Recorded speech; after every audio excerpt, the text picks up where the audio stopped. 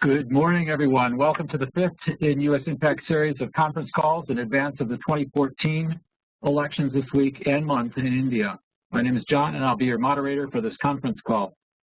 If you are logged in through WebEx, you will have seen the instructions in your invite to submit questions. With such a large audience, we hope you understand that we cannot let everyone ask questions, which is why all of the attendees are muted. For those who have only joined through our audio portion, you may still submit questions via the election 2014 email address or through our question bit.ly. The email address is election2014@usimpac.com. The bit.ly is http://bit.ly/1IB1LPR. We'll be monitoring both of these portals during the call. Now, to start this special expert series conference call, I'd like to first introduce Mr. Vikram Chauhan, co-founder and strategic advisor to USINPAC. Mr. Chauhan. Thank you, John. Good morning to all our listeners in the U.S. and good evening to our friends in India. Welcome to the USINPAC conference call series on the historic Indian elections. We have a great show today with two great experts, Anshuman Tiwari ji and Dr. Steve Cohen. And without further ado, I would request Dr. Surabhi Gar, our Vice President of Operations, to introduce the speakers, please. Thank you, Vikram. It's my pleasure to introduce Mr. Anshuman Tiwari on behalf of USINPAC. Welcome, Anshuman. Anshuman is the editor of the businessbhaskar.com at the Dainik Bhaskar. He's well known as he was chief of bureaus for national and state level at Dainik Jagran earlier. He was also connected with Amar Ujala publication, a very well-known publication in India. He's an accomplished bilingual economic and political analyst and columnist, and he was the only journalist selected from India to cover U.S. presidential elections in 2012 for full 1 month. And he has worked with Data News at Ohio, and he has covered elections for print, web, and social media. So, Anshuman, welcome to this call, and we look forward to hearing you. Yep, Surabhi, with the 5 phases of elections over Indian elections are reaching to a much more exciting stage. If you go by the couple of trends which are coming up after these 5 phases, things are becoming much more interesting and exciting and complex. And as we know, Indian democracy is difficult to fathom, whether you cannot predict anything certainly as it could be done in the other countries, especially in the USA, because of the complexity of the electorate and the size of the elections. There are 3-4 key trends which I want to put in the briefs to just get the discussion rolling. One important trend is that if you go by the opinion polls which are projecting that NDA and Modi-led and Narendra Modi, who's the leader of Bharatiya Janata Party and Prime Minister aspirant, is coming up with a comfortable majority. But we'll have to take opinion polls with a pinch of salt, because in earlier regime, wherever the multi-cornered fights came into the picture, or even the rural seats come into the picture, opinion polls have not projected a right kind of result. So, but overall, most of the opinion polls are showing a clear-cut momentum and huge advantage to the Narendra Modi. So this is one important trend which is coming from the opinion polls, but we'll discuss on the opinion polls later. Second important thing is, if you go by the opinion polls, even by the general mood, Congress, which was ruling actually as the leader of the UP, is going to face a severe beating, because it is pretty apparent everywhere that Congress is now on the way out.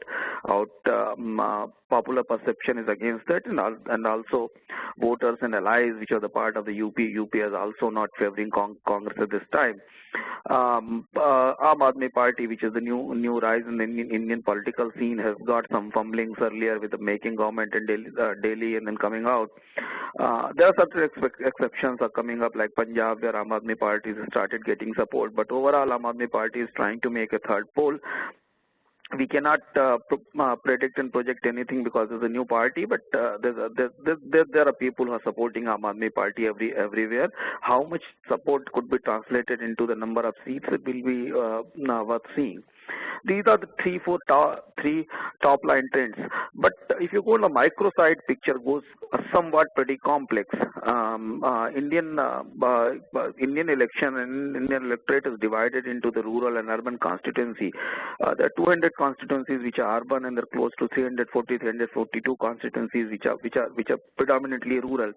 And if you go by the earlier election results, you will see the clear divergence between rural and urban constituency. In the current election, in 2014 election, if someone just focuses on urban constituency, there's a clear momentum in favor of Narendra Modi and BJP. And if you take urban wise, one can easily predict that BJP is coming to the power. But the moment you go into the hinterland, things start getting somewhat mysterious, because rural voting patterns are different. The regional parties have a strong inroad. National parties have of late lost their connect with the rural masses. So how rural people will vote will be a big mystery, because if the rural people are not going to vote as the urban people are giving the vote, then it will be difficult for BJP to reach the magic number. This is one factor which one has to understand. Second is that these are elections are getting in heavily polarized and communal lines as the election voting process is getting forward and reaching to the fifth phase. Communal polarization seems to be very much clear. So the rising poll percentage is also an indication that people are voting on communal pattern. This is also a scene which has not been seen since 1992. So one cannot predict how this polarization is going to work in favor of one party or another. Then the third mysterious factor which is there, which are the local factors, which are playing everywhere from Andhra Pradesh to Maharashtra to Uttar Pradesh to Bihar, and those local factors is difficult to fathom with, because the seat-to-seat marking and seat-to-seat calculations are moving. So these are the three underlying trends which may topple up the opinion poll projections, which may give some kind of surprise element everywhere. But from the urban side, BJP is completely on advantage. Narendra Modi's momentum is pretty visible in urban areas. Thank you very much, Anshuman. It was a great analysis and an overview of what's going on. And now I would like to introduce you to Mr. Rabindra Satdev, who is the co-founder and senior advisor plus. He's the director of the India operations, and he will be the moderator for this call, as you know. And we have a lot of questions from audience already. And I would request Rabindra to take it from here, and we open the forum for question and answers. Yeah, thank you so much, Surabhi, and thank you so much, Mr. Tiwari, for a very complex, and you've tried to unveil the mysteries of the Indian elections for all our listeners and us. And as you were talking, I think the first quick question we got, we've got some questions which have already come in to us, and some questions from our callers and guests which are coming in as we conduct this call. The first question which has come in, one of them is that, against the background which you just kind of laid out, what is your assessment, if you would like to make, as to the number of seats, let's say, the BJP could obtain in these elections? Would you hazard to make a guess? No, we can make a guess, because you see opinion polls are there, and if there are certain numbers are coming up from ranging from 220 seats for NDAs up to 289 and 272 seats. See, as I said that Indian electorate is pretty complex, and the kind of sample size which opinion polls takes, you will have to take them with a pinch of salt. I'm putting two scenarios, and both are the scenarios one have to understand globally that how Indian elections works. If there is a wave phenomena which has not been seen from last two decades, we do not have any sort of methodology and to assess that there's a wave is making. If there's a wave in making, then one can simply project that BJP can NDA can reach to the range of 260 to 270 seats. But if there is not a wave, and wave is not apparent on the rural areas, in urban areas there's a momentum is visible, then it will be very difficult for BJP to reach the level of 170 to 80 and cross the 170 to 80 seats from its own. Because if you go by the vote shares of BJP, BJP is spread to the length and breadth of the country.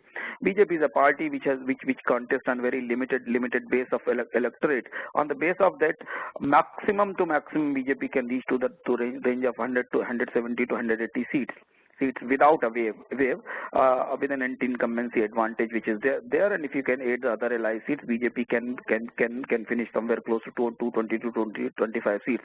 But if there is a wave, then the projection will be very difficult, because if the people are voting just one-sided, then the numbers could become anything.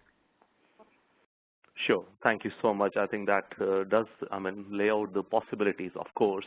Now, I think some of our speakers, our guests are looking at kind of tapping onto your expertise in the area of economics and business in India.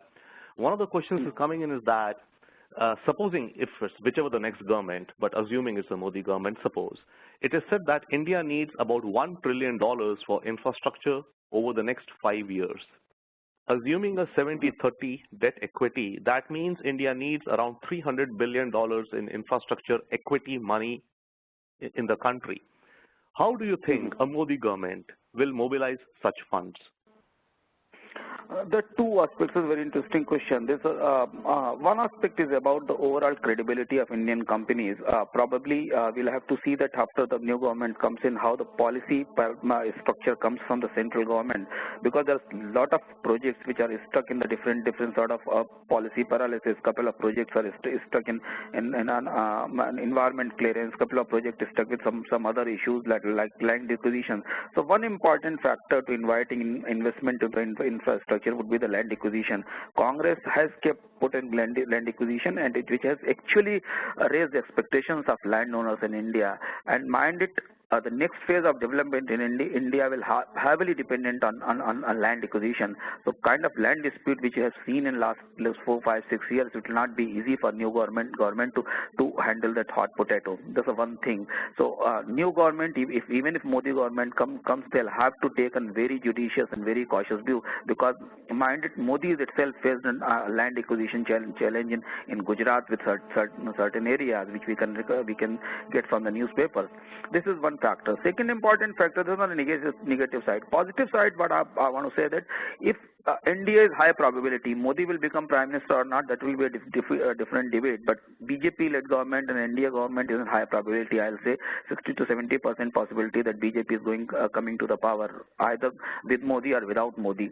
And the first time we are going to see a very interesting chemistry in the federal government.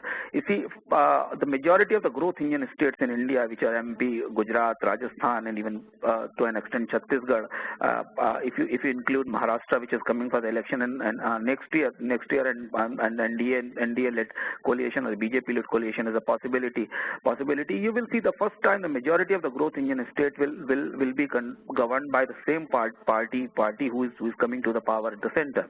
We have seen this divergence in earlier years where Congress has been leading at the center, while major states where investments were taking place, employment opportunities are there, natural resources are there. The parties were ruling were not the part of the UPA's alliance. So this is one positive trigger which is coming up. Whosoever comes in becomes a prime minister. An NDA alliance will be ruling on majority of the states, and that will give a lot of fillip to the investment and project implementation in India. No, thank you. I think that's very well said, between the center and state. In fact, there was a leading or a trailing question which you partly answered or already kind of shared for the benefit of our listeners and guests. The question was that, the NDA or the BJP, the BJP manifesto talks about 100 new smart cities. And the question was actually linked into the previous question was that even if the money is there and the funds are there, where will the land come for such projects? But I think probably you're talking about the fact that the BJP or the NDA could ride or could push on the possibility that the center and some of the states where such mega projects are supposed to be implemented, those states could be with BJP governments, and therein there could be more, coordination between the two. A quick question coming in from Suresh in New York. He's talking more from the point of view of private equity and investors, saying that investors, especially limited partners in such funds, have been burnt in India often in the past. Some of them are avoiding India like the plague. They're scared because apart from the government, they have also been mistreated by Indian business folks. Okay, that is one perspective coming from one of our callers. His question is that what needs to change to improve this environment? There are two things. See, we have seen an unprecedented frenzy before the elections of investment in India, and to my personal interaction with a lot of fund houses and fund managers, we have seen when the domestic investors were actually sailing into the Indian market, FIs were investing, and despite a sort of negative sentiment built up globally on the GEMS, which is global emerging market, India has attracted huge investment in last couple of months, and so the expectation is rising about that the new government will come and further stability and growth push-up is there. This is one perspective which is driving Indian market. So despite of the all discussion of Modi coming to the power or not, Indian markets are getting investment. What the question Suresh is putting is actually right, because there are two factors which has actually hampered investment in India. One, the opaqueness of policies, especially the taxation policies in last couple of years. Yes, we have seen a legal disputes between government and major companies, and they have given a very wrong impression about India's tax stability. And second, because of the natural resource mismanagement, which has created a sort of crisis in India, has finally taken up a toll on the private investment, especially in the telecom and other areas. So probably if the new government will come, they'll have to set the things right first, because the important thing is that the transparency and stability in the tax structure is required. That's what BJP is actually indicating, that they'll come with a transparent and stable tax structure. And second, about the natural resource management, I'm still not very clear, because BJP's manifesto and agenda and vision still does not talk how to manage natural resources, because when you allocate natural resources, states are becoming an important role player into that. So these are the two key areas through which the actually global investor wants to see that how India is growing, apart from the other issues which are pretty local or state basis. So natural resource management policies, land, spectrum, barter, mine allocation, a transparent and well-regulated structure, one, and second important thing is stable tax regime. Those are two things which a government will have to deliver as soon as possible to bring back and win back the confidence of global investors. So thank you so much, I think. And since we are talking about investments and global investors and all, I think this may be the right moment to pick another question which has been coming, or which came actually, I think, yesterday. The question says that in case there is a Modi-led government in India, do you think that Asian investors like China, Japan, Korea, and others will have a more favorable and welcoming environment in India compared to the US investors? And of course, we all understand it assumes a certain background of Mr. Modi, the visa issue and all of that. So would you, or how would you, answer this question, please? I think obviously the person who has asked the question is reading it right. There are two backgrounds in it. One background is the Modi visa issues, everyone knows. Another background which I want to tell you, that Modi has a close proximity with the Chinese industrialists and Chinese princelings. Actually, Modi is one of the chief ministers in India who has visited China pretty frequently in last couple of years. There was a personal visit, so Gujarat government has sometime told it about their visits or not. But Modi is heavily influenced by the Chinese development model, and recently the global debate has started. In India, the debate has started about the development model of China.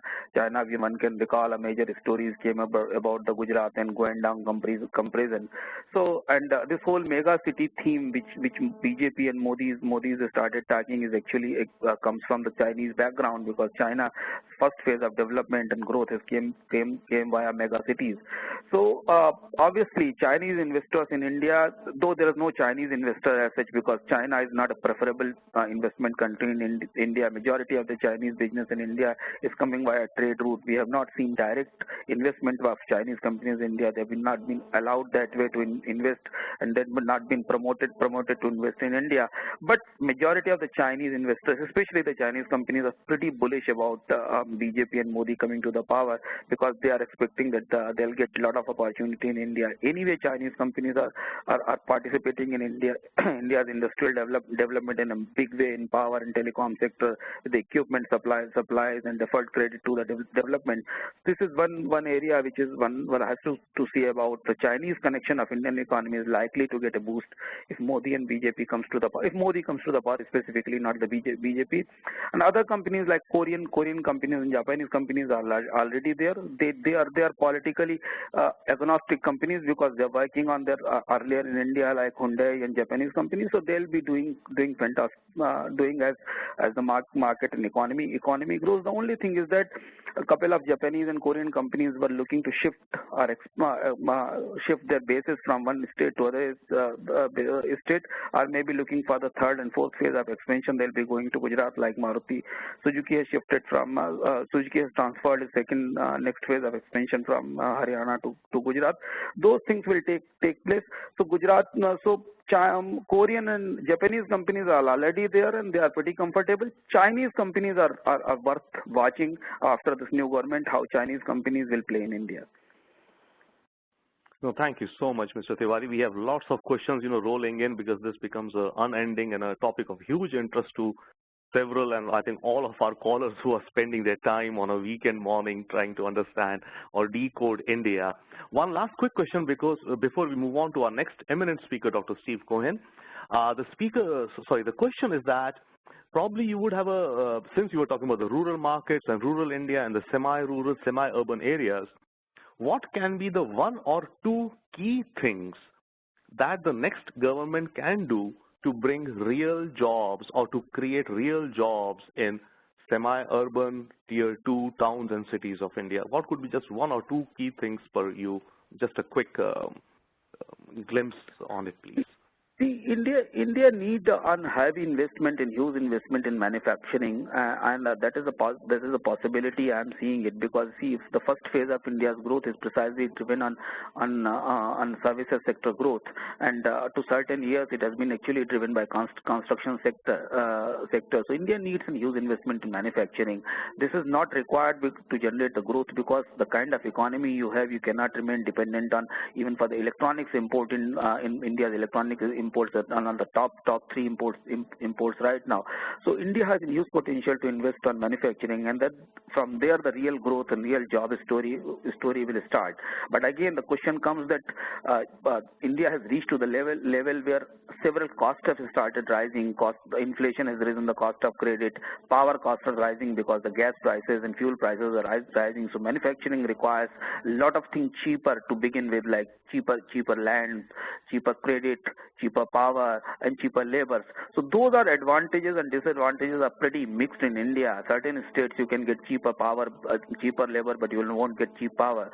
Land is a major issue. So the manufacturing is going to be the next growth engine for India. How new government balance between these increasing costs and divergent factors will be a big challenge for new government.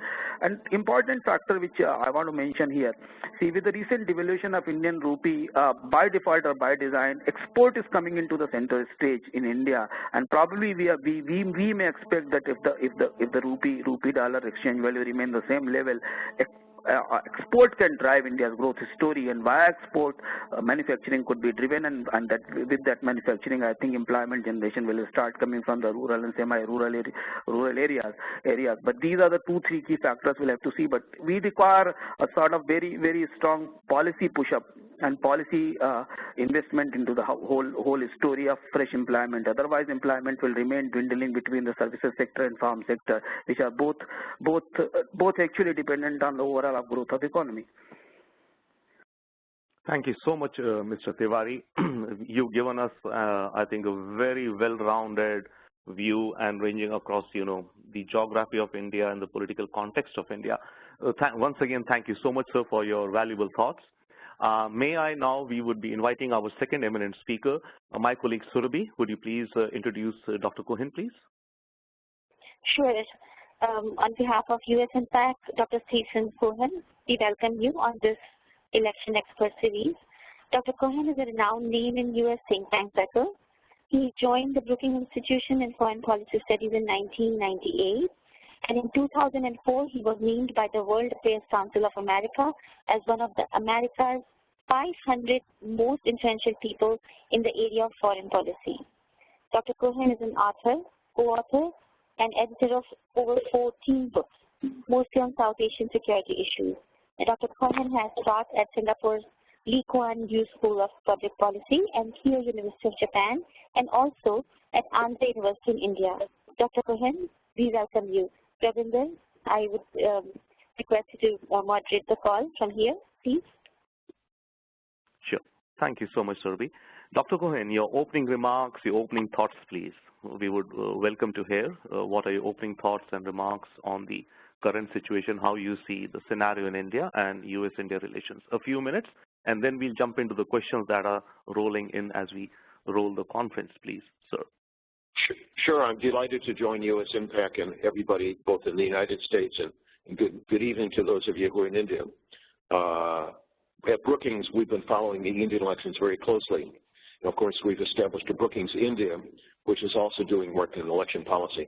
But my conclusion is, perhaps paraphrase Mr. Tiwari, if you put all the pollsters end to end, they couldn't reach a conclusion. That is, there's disagreement among them, and the whole subject is subject to enormous variation. We really don't know how to predict polls in India, or for that extent, sometimes in America. But nevertheless, this is the largest organized event in human history. Now, whenever the Indians go to the polls, that's what it is. And it's an enormously important event because India is not squeaking. India is conducting a successful election. From an American point of view, from a policy point of view, the fact that India doesn't have problems, or its problems are managed by Indians, not by others, is an enormous benefit to America. So I've always argued that India, being a stable democratic country, although sometimes the democracy is moth-eaten in a few places, is much to our great advantage, and I think we underappreciate India on that count. In terms of specifics, again, it might be a BJP government, probably will, an NDA led by the BJP. So there's a lot of interest in what Modi is thinking of. And I really can't decipher him carefully. But I would agree with Shekhar Gupta, who wrote a brilliant column in the Indian Express last week. And Shekhar said this is a tectonic change in Indian politics. That is, there hasn't been an election this important since 1977. And it represents enormous changes in who dominates in terms of caste, who dominates in terms of region, center-state relations, and so forth. So I think that will be, in that sense, we're following it very, very carefully here. And I know the American government is following it carefully. Let me stop there and really then respond to other comments or questions as you ask them. Thank you so much, sir. We do have, of course, quite a few questions which are popping up.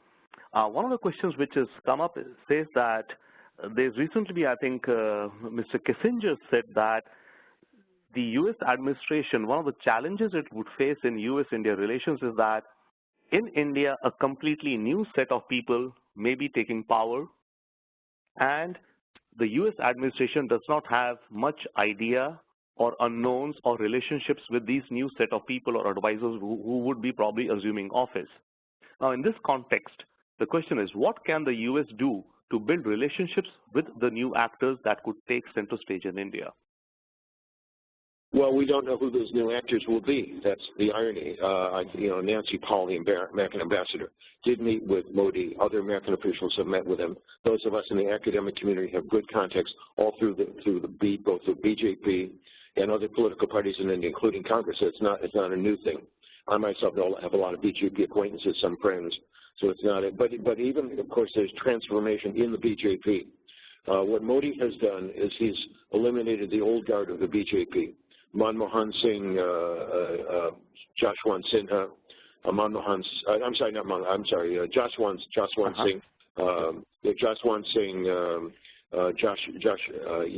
Sinha, and others are really, they're not expelled from the party, but they're not part of the party now. What Modi will do, especially if he becomes prime minister, is create a new hierarchy or new oligarchy, or a new cabinet for himself, of both in the cabinet and also his political advisors. And we've talked to BJP people about this. They're going to look outside for their expertise, especially in the area of foreign and defense policy. They're going to try and get people who have not been part of the government, part of the establishment. They're very critical of the establishment, although the Indian government, the bureaucracy is moving quickly to adjust itself to a new face in the prime minister's office. So I think that Kissinger's wrong. And we know a lot about Modi. We know a lot about the new BJP. But in a sense, we don't know whether they're going to be in power and who specifically would be in power. So I take his statement with a big grain of salt. Thank you, sir. I think another question which kind of leads into that is that, probably which you've already covered, the question was that what is the overall view or narrative, excuse me, among the think tank community in the US, of which of course you're a preeminent and a prominent leader, about how the US should engage with a Modi government in case there's a Modi government? What are some one or two key recommendations from the think tank, academic, analyst community in the US? What would you say, please, sir? Yeah, well, let me quote an Indian friend of mine, an Indian official. He said, 4 agreements make a strategy. And we've had 2 or 3 agreements with India so far.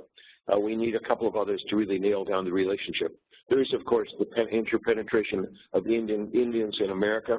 An important part of our population is of Indian origin. There's American business interest in India, Indian business interest in America. But beyond that, there was the U.S.-India nuclear deal, and of course, there's a growing defense and military relationship. There's no alignment, though. India is still technically a non-aligned policy. We're friends, but not allies. I think that a more activist Modi foreign policy may force the American government to think more carefully about where India would fit in its overall Asian strategy. The irony is that India is moving very quickly. Modi has moved quickly to have good relations with China, and I think that's proper and wise. But I think many Indian strategists, many American strategists are concerned that in the long run, India might be a rival with China. But I think Modi's strategy of accommodating Chinese, especially with economic ties, is very wise. The big uncertainty from a foreign policy perspective is what his policy or Indian policy will be towards Pakistan. Will he continue the policy of normalization with Pakistan as best as it can be done? Of course, that depends on the Pakistanis, not just the Indians. That's a big question mark. So I think that from an American point of view, finally, in the think tanks, most of us would agree that a stable government is really very important.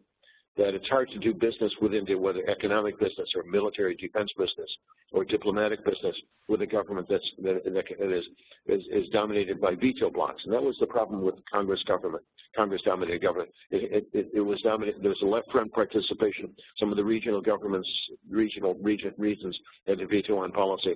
So in a sense, it's hard to do much business with the Indian government in the past. I think that once Modi has a shake, if he becomes prime minister, all this is hypothetical. Once there's a shakeout of who his advisors are, I think we can see some fresh thinking about a whole range of foreign policy and security issues. Thank you so much, sir.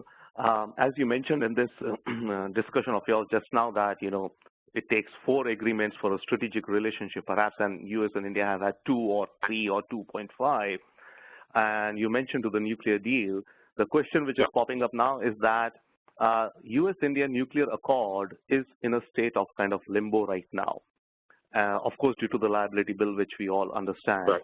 The question is that what would happen in case India is not going to amend, or the rules and regulations of the liability bill which are out there are still not digestible or comfortable to the U.S. industry? What would the U.S. industry and the U.S. administration, how would they look at it, and what would the U.S. industry do? Well, if Modi was the liability bill is not changed. If Modi was in China and he asked the Chinese for advice, they might quote their own Chairman Mao, said he lifted up a rock only to drop it on his own foot. And in a sense, the Indians are hurting themselves by not consummating that deal. The Chinese, of course, are deeply involved in nuclear energy. India could be deeply involved in nuclear energy in terms of developing their own capabilities.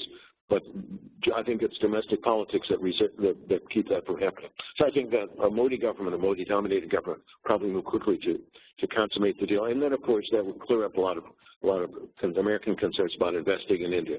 Because when an American corporation sees the Indians holding back on that deal, they're worried about Indian commitment to other deals, and that applies to patent rights and intellectual property as well.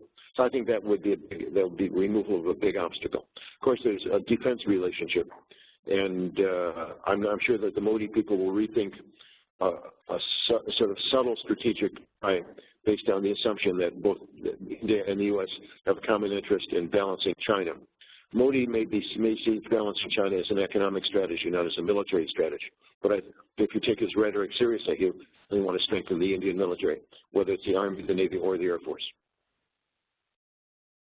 Great. Very interesting, sir. And I think this leads us to another question which is coming in, and this relates to the ASPAC or Afghanistan policy that, you know, with the withdrawal of the U.S. and NATO troops in the foreseeable future next year, and a vacuum or some sort of a situation perceived there, how do you think the U.S. could get India into the equation? Because apparently, I think there is some, there's some gaps amongst the perceptions in India and in the U.S.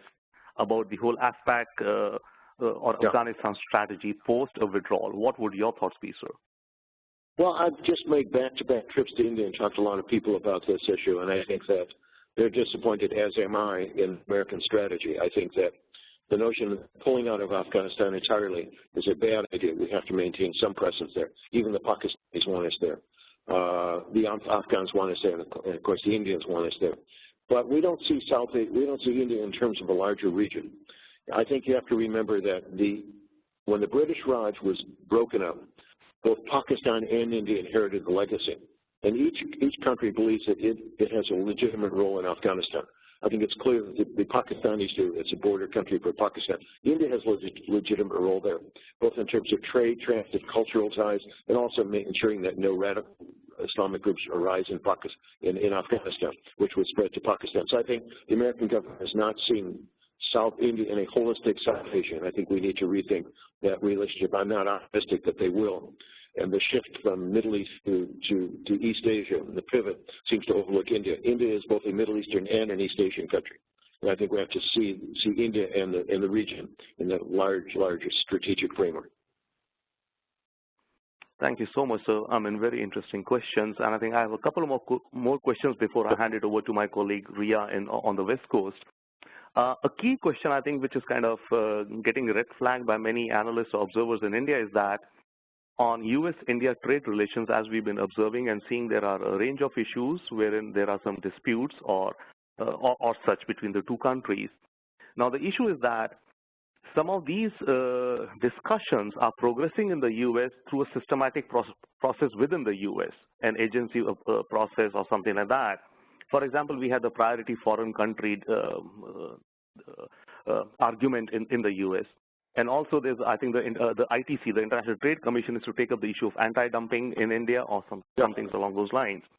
So in the next 3 to 6 months, it may be possible that such punitive steps may come forth from the U.S. administration, which may not be by design, but which may be by process or internal process of the U.S. However, for a nascent government in India, they may seem to be unfriendly. What would be your suggestion how to bridge this gap?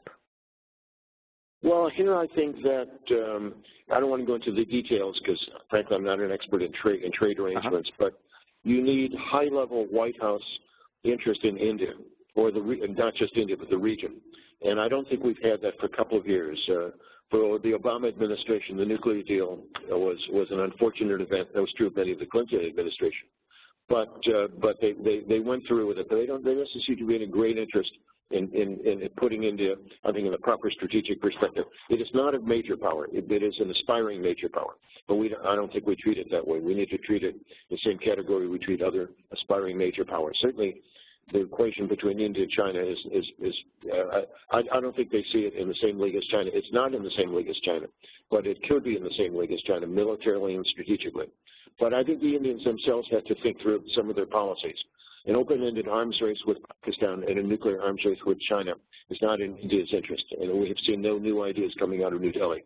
Maybe this new administration will provide some. So I think there's, in all these things, it takes two sides to make agreement. But I don't think that these trade agreements will disrupt the relationship. least the strategic relationship. There are normal irritants between major powers who have strong interest in an economic relationship. So I think you expect some of these. Certainly the Devyani case where we arrested and charged the Indian Vice Consul could have been avoided, I think, by more high-level intervention here. It would not have become an irritant. And of course, when one country does things like that, the other country is likely to retaliate. That's just the way bureaucracies operate. So I think that it has to be taken out of the hands of the bureaucracies. And so the leadership on both sides, the political leadership on both sides, sees the relationship in strategic terms. I don't think the Obama White House quite sees India in quite that fashion. Very interesting, sir. And I think that leads us to our next question, which is asking us that what are some potential names in circulation regarding a future ambassador to India? Because that would be obviously one signal and one next step in our relations having a plenipotentiary in India, a strong one. So by when can we see a new occupant at the Roosevelt House in Delhi? I have no special access to that process at all. I can't talk about it. I know a lot of names have been floated. There's a lot of good career foreign service officers who would be excellent. A lot of retired American politicians who would be good. There are a lot of American citizens of Indian origin who've been named. But I think that the critical issue is that the White House itself take India more seriously, and that they ensure that the Assistant Secretary of State and the State Department do that also. And so far, I haven't seen that. I haven't seen that fully. In a sense, as I said earlier, the squeaky wheel gets the grease. India has not squeaked enough. It would be very dangerous, of course, if India were to test nuclear weapons again. It would be a loud squeak, but it would get a lot of attention. It would be hostile attention from the United States. Thank you, sir. And I think we have one last question kind of rushing in with us. This question says that it may be possible, assuming once again a hypothetical scenario that Modi is a prime minister, the UN General Assembly happens normally in the month of September, and he could obviously be going. Would he be meeting President Obama at the sidelines? The presumption would perhaps be yes. But what the questioner wants to know, would or should the US send a stronger signal to this relationship by inviting Modi for a meeting at the White House while when he would be visiting the New York General Assembly? Well, he certainly will get a visa because he'll be an elected official, or an official of an important foreign government. That's no question of that. But I think they should invite him to the White House, where if Obama has reservations about Modi's past history, he can share those reservations privately. You know, perhaps Modi needs to listen to that. But I don't think that. I think that not inviting him to the White House, I think that would be a mistake. He should be invited. But again, I don't think we should assume that Modi will be prime minister. He may wind up to be too unpopular in the potential alliance partners for him to become prime minister. Absolutely. He certainly will be a force in the BJP. No, that's certainly a very insightful view that you're giving, of course. May I think one still last more quick question would be that, would you have any suggestion or any thought on any one big picture idea that can rejuvenate, bring fresh oxygen, a burst of oxygen into this relationship, sir? I think that the relationship is in good shape now. When I first went to India in 1963, I saw it rise and then crash horribly during the 1971 war with Pakistan, and it's only come back recently. So I think it's in good shape now, but both sides have to take the relationship seriously. I think from time to time we forget about India. And I think from time to time anti-Americanism in India also rises, but that seems to be completely, almost nearly eradicated. Although the Devyani case demonstrated there's a lot of anti-Americanism still in India. So I think that we need to do and work on the things that we've already agreed to do. That's why I said if 4 agreements make a strategy. Well, we haven't had 4 agreements. I'd say we've had not even 1 agreement. The nuclear deal went through, but it's not consummated. The defense agreement has gone through, but there's really only limited participation, and the strategic purpose of the defense agreement is still not clear to either side. From the question I ask Indians and American officials is, what would America do if there were an India-China clash on the border, whether it was precipitated by the Indians or by the Chinese? What would the Americans do if there was a Pakistan-India clash? On their border, and I don't think we thought about that, and certainly the Indians aren't thinking about it now because they're in the midst of an election. But these are the kind of long-term problems that could rise. You have to have a strategy that would at least prepare you to think about it when it did happen. And I think we will get crises like this in the future. Thank you so much, Dr. Cohen. It's been, I think, a very enlightening tour of the whole gamut of U.S.-India relationship and trying to decode India for us, the people of Indian origin or Indians in India itself. It's a mystery for us all also, I think. May I now invite my colleague John to kind of give the vote of thanks and to wrap up, and once again thank our eminent speakers who've been with us on our call, and of course our wonderful guests and listeners who are participating in this conversation. John, please. Ravinder, thank you. Dr. Cohen, thank you very much for your participation. On behalf of our chairman, Mr. Sanjay Puri, our co-founders, Vic Chauhan, Ravinder Sachdev, and Dr. Surbhi Garg, and our strategic advisor, Ms. Ria Banerjee, we'd like to thank everyone for joining this call. This now concludes our call. We hope you join us next weekend at 11 a.m. for another in our Indian Election Expert Series. You'll receive dial-in instructions automatically if you've already signed up previously. We look forward to seeing and hearing from you on our Facebook page, at our events, and through the many means of contacting USINPAC at usimpac.com. Thank you again.